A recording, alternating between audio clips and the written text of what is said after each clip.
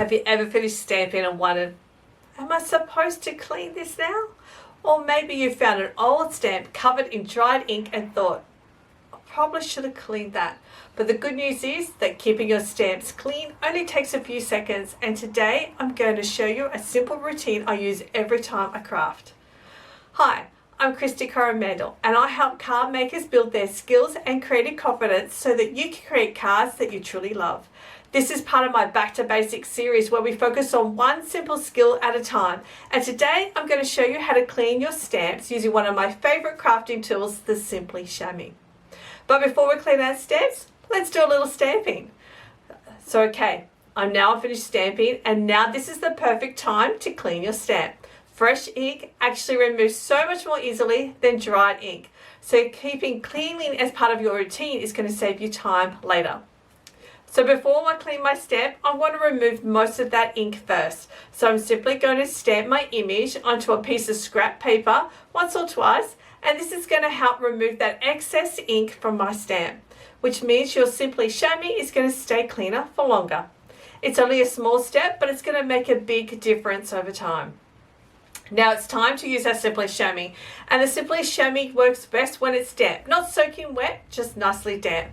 So you're going to simply wipe your stamp across that chamois until it removes that remaining ink from your stamp. That's it. No sprays, no chemicals, no complicated cleaning routines. Just a quick wipe and your stamp is ready for your next project. Now if your stamp has a lot of fine details or small lettering, just give it a quick check and then wipe it again if needed.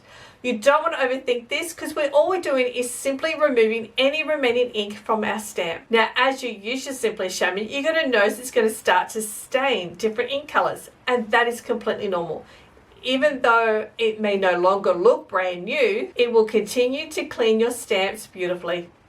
So when your chamois starts looking dirty, you're going to simply rinse it under clean water and squeeze out that excess ink, and you're ready to use again. There's no need for soap or detergents, just a quick rinse, it's all it needs. Now because the Simply Shammy works best when it's damp, you're going to want to store it something that's going to help it maintain its moisture. So I like to keep mine inside an empty stamp case. It's neat, it's easy to find, and it helps keep that chamois damp in between crafting sessions. Now if your chamois ever does dry out, don't worry at all. You're going to simply soak it in some water a few more minutes and it's going to soften right back up, ready to use again. Now before we finish, there are two things that often worry beginners. The first one is that your stamps are going to start to stain over time, especially if you're using dark or red ink colours. Now the second is that your Simply Shammy will also become stained. Both of these are completely normal. Staining is not going to affect how either one of these products perform, so don't think you have to replace them just because they don't look brand new anymore. Think of the stain as a sign of your products getting plenty of love in the craft room. And that's it. A quick, simple routine for keeping your stamps clean by using your Simply Shammy. Remember, you're going to stamp that excess ink onto scrap paper, wipe your stamp onto your damp Simply Shammy, rinse the chamois whenever it needs to be refreshed, store it into a stamp case to help keep it damp, and don't worry about stains because they're completely normal. This whole process takes less than a minute, but it's one of those little habits that's going to help your tools last years and years and keeping your stamping looking its best. If you like more beginner-friendly tips, be sure to check out the rest of my Back to Basics series.